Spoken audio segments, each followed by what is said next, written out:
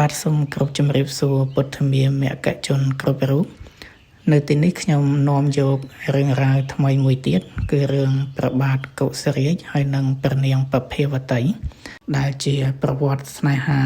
ដ៏ឈឺចាប់មួយដែររបស់ព្រះសម្មាសម្ពុទ្ធជាម្ចាស់នៃយើងដែលកាលនោះទ្រង់នៅជាព្រះពោធិសត្វនៅក្នុងនគរមួយឈ្មោះកុសាវតីនាដែនមាលរដ្ឋមានព្រះរាជាមួយព្រះអង្គទ្រង់ព្រះនាមកុសរាជដែលជាអធិរាជធំលើក្សត្រសមន្តរដ្ឋទាំងពួងក្នុងចម្ពោះទ្វីបព្រះអង្គជាព្រះពោធិសត្វគឺអតីតតួអង្គព្រះពុទ្ធជាម្ចាស់នៃយើងដែលកាលនោះទ្រង់មានព្រះឆោមអាក្រក់បំផុតពីព្រោះតែកាមនឹងធ្លាប់ខឹងនឹងព្រះបច្ចេកពុទ្ធក៏ប៉ុន្តែមានព្រះបញ្ញាញាណនឹងវាងវៃដោយទំនៀមនៃការឡើងគ្រងរាជ្យតម្រូវឲ្យមានព្រះអគ្គមហេសីទើបព្រះវរមេដានឹងបានតម្រូវឲ្យពួកព្រាហ្មណ៍នឹងតាមស្វែងរកស្ត្រីដែលប្រកបដោយបញ្ចពិតកល្យាណីហើយពួកព្រាហ្មណ៍ទទួលរាជបញ្ជាហើយក៏តាមស្វែងរកឃើញព្រះយធីតាមួយព្រះអង្គព្រះនាមពភាវតីនៅក្នុងសាកលនគរហើយសាកលនគរនេះក៏ជាចំណុះរបស់នគរព្រះបាទកុសរាជដែរអស់ពួកព្រាហ្មណ៍បានពិនិត្យឃើញលំអរបស់ព្រះនាងហើយក៏ថ្វាយព្រះបណ្ណាការចំពោះព្រះចៅក្រុងសាកលនគរដើម្បីចែកចៅព្រះនាងពភាវតីព្រះជាក្រុងសាកលនគរទ្រង់មានប្រតិយសោមនស្សជាខ្លាំងត្បិតបានព្រះចៅក្រុងកុសាវតីនឹងរាប់រកហើយភ្ជាប់ជាព្រះសាលោហិតនឹងគ្នាណាចំណែកឯព្រះមេដាព្រះបាទកុសរាជវិញបែរជាទ្រង់នឹកព្រួយប្រតិយខ្លាំងទៅវិញពីព្រោះតែព្រះរាជបុត្រព្រះនាងនឹងអត់ស្អាតសោះហើយព្រះនាងគិតថានាងពភាវតីនឹងទំនងជាមិនពេញចិត្តព្រះបាទកុសរាជនោះទេទៅព្រះនាងនឹកឃើញឧបាយមួយថ្វាយទៅព្រះចៅក្រុងសាកលនគរនឹងថាក្នុងនគររបស់យើងនេះការរៀបអភិសេកមិនតម្រូវឲ្យជួបមុខគ្នាឡើយរហូតតតែមានបុត្រមួយទៅអាចឃើញគ្នាពេលថ្ងៃបានតាំងពីពេលនោះមកព្រះនាងពភាវតីរាជនីដ៏ល្អម៉ត់ម៉ងហើយព្រះនាងមានរាងត្រទេសត្រទន់ល្វន់ល្វាសមានសម្បល់ភ្លឺចេញចែងរំលេចខែងដូចមាសនឹងបានជាឯកអគ្គមហេសីនៃ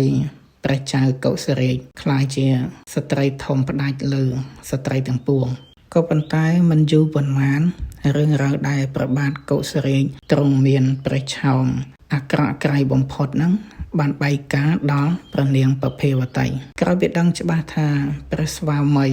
អាក្រក់គ្មានអ្នកដូចបែបហ្នឹងព្រះនាងពភាវតីហ្នឹងបានកាត់ប្រតិយនឹងផឹងតែម្ដងអត់មានអាឡោះអាឡៃទេហើយចុះចោលព្រះបាទកុសរាជនឹងទាំងឥតកំហុសព្រះបាទកុសរាជទ្រង់ឈរទតមើលព្រះអគ្គមហេសីជាទីស្រឡាញ់ចាកចេញពីព្រះអង្គនឹងព្រោះតែរឿងសម្ផស្សជាហេតុនឹងយ៉ាងកណ្ដោយកណ្ដែងហើយព្រះនាងពភាវតីនឹងបានយាងទៅរស់នៅក្នុងនគរដើមរបស់ព្រះនាងនឹងយ៉ាងសប្បាយរីករាយទៅចំណែកឯព្រះបាទកុសរាជនឹងទ្រង់រស់នៅទាំងពើផ្សារហើយទ្រង់បានបដិញ្ញាថានឹងយកព្រះនាងពភាវតីមកវិញដោយធម៌ឲ្យតទៅបានការពិតទៅព្រះបាទកុសរាជនឹងទ្រង់មានអំណាចគ្របដណ្ដប់លើចម្ពោះទ្វីបអាចញ៉ាំងដៃណាមួយឲ្យវិនិច្ឆ័យមួយរំពេចនឹងក៏បានដែរហើយមានស្នំក្រមការនឹងឥតខ្វះទេកោជើងលើគ្នាក៏ប៉ុន្តែដោយសារតែសេចក្តីស្មោះត្រង់ទើបទ្រង់មិនអើពើនឹងប្រើអញ្ញាឬក៏រាជសម្បត្តិទាំងអស់នឹងទេនៅពេលនោះទ្រង់បានដាក់រាជហើយយាងចេញពីនគរមានតែពង្វិចមួយសំពីទេយាងឆ្ពោះទៅកាន់នគរព្រះនាងពភាវតី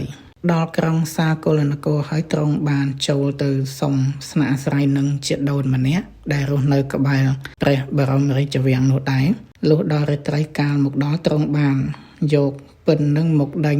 មានសម្លេងពីរោះបំពេអ្នកនគរណាគ្រានោះព្រះនាងពភាវតីទ្រង់ដឹងថាព្រះស្វាមីនឹងមកតាមព្រះនាងក៏ប៉ុន្តែនៅធ្វើឲ្យក្នុងព្រះក្រឡាបន្ទុំនឹងទៅពុំខ្ចីយាងចុះទៅជួបព្រះផស្តាដែលជាកំពូលនៃក្សត្រទាំងពួងនោះទេព្រះបាទកុសរាជទ្រង់ជ្រាបថាព្រះនាងពភាវតីនឹងពុំមានសេចក្តីអាឡោះអាឡៃអីទេក៏ទ្រង់យាងចេញពីទីនោះហើយទៅសុំជ្រកអាស្រ័យនឹងនាយស្មូនឆ្នាំងវិញម្ដងសុំធ្វើជាកូនជាងចំណាក់ ហើយព្រះអង្គឆ្លាក់កុលាលភេកនឹងស្អាតហើយយកទៅថ្វាយព្រះរាជាបិតាក្មេកក្រុងសាកលនគរណាប៉ុន្តែព្រះនាងពភាវតីគ្រាន់តែតតឃើញហើយស្គាល់ថារបស់នឹងជារបស់ព្រះបាទកៅសរាជហើយស្អប់ម្ចាស់ហើយនោះមកវាយកំទេចរបស់នឹងចោលអស់ទៅចំណែកព្រះបាទកៅសរាជវិញទ្រង់ជ្រាបថាព្រះនាងពំពេញប្រតិក៏យាងចេញពីទីនោះទៅទៀតហើយស្ពាយបង្វិចនឹងទៅសុំជ្រកកោននឹងអ្នកចំអិនផាត់ថ្វាយព្រះរាជាហើយម្ដងនេះកាន់តែគៀកបន្តិចហើយទ្រង់បានសុំធ្វើជាកូនចុងភៅហើយតែងរែកផាត់នឹងយកទៅថ្វាយព្រះរាជានឹងរាល់ពេលព្រះរាជាគឺព្រះបិតាក្មេកនឹងទ្រង់សោយហើយទ្រង់សពតិខុសតែនាងពភាវតីទេដែលស្អប់ពំគបតីណាស្អប់នឹងរហូតដល់ថ្នាក់នេះទៅទៀតព្រះនាងពភាវតីដែលកំពុងតែស្រវឹងវង្វេងខ្លាំងក្នុងរូបសម្ផស្សរបស់ខ្លួនល្អផ្ដាច់គេនឹងមានព្រះសវន័យថ្មាស់តេះដៀលប្រមាថបន្ថោកព្រះបាទកៅសរាជដែលជារាជាធិរាជណាពេលដែលព្រះអង្គកំពុងតែរែកព្រះកយាស្ងោយទៅថ្វាយព្រះនាងនឹងព្រះនាងថ្មាស់តេះដៀលថាទ្រង់ធ្វើយ៉ាងនឹងគិតថាខ្ញុំម្ចាស់ពេញចិត្តដែរសូមព្រះអង្គនឹងយាងទៅនគរព្រះអង្គវិញទៅដោយព្រះអង្គនេះសមតែទៅដណ្ដឹងយកនាងយក្ខនីមកធ្វើជាមហេសីទេទៅផ្សំក៏មករកខ្ញុំម្ចាស់អីនោះយើងគិតមើលសម្ដីនេះប៉ះសិនបើមិនមែនជាវិស័យព្រះពោធិសត្វទេណាมันអាចអត់ធន់បានទេហើយបើខ្សាត់ដតីវិញប្រហែលជាជ្រុះក្បាលពីលើស្មាផងក៏មិនដឹងតែព្រះបាទកៅសរាជទ្រង់សន្តាប់សម្ដីប្រមាថកាតទៀនយ៉ាងនេះហើយក៏ដោយក៏ទ្រង់ពុំក្រោតពីរោធអីទេទ្រង់ខំបំពេញតែកតបកិច្ចជាកូនចុងភៅតាមធម្មតាទៅហើយយើងគិតមើលដោយសារតែព្រះបំណងចង់បាននាងពភាវតីមកវិញដោយធម៌ទៅព្រះជីវភាពព្រះអង្គនឹងត្រូវផ្លាស់ប្ដូរទាំងស្រុងតែម្ដងពីខ្សាត់ដែលធ្លាប់តែសោយក្រយ៉ាស្ងោយដល់ប្រណិតនឹងคล้ายមកជាកូនចុងភៅបំរើគេហើយពីខ្សាត់ដែលធ្លាប់តែមានសេនាការពារជុំចិត្តคล้ายជាជនអនាថារស់នៅត្មោចត្មងដូចស្មោមយីចកពីខ្សាត់ដែលធ្លាប់តែផ្ទុំនៅលើតែនសយនាល្អប្រណិតហើយត្រូវคล้ายមកជាជនកំសត់ទុរគតរស់នៅក្នុងខ្ទមកញ្ចាស់ហើយផ្ទុំទៅលើកម្រាលស្លឹកឈើផ្ទាល់មើលទៅដូចជាទាសកលដាច់ថ្លៃអញ្ចឹងព្រះបាទកៅសរាជទ្រង់ព្យាយាមម្លឹងដែរតែ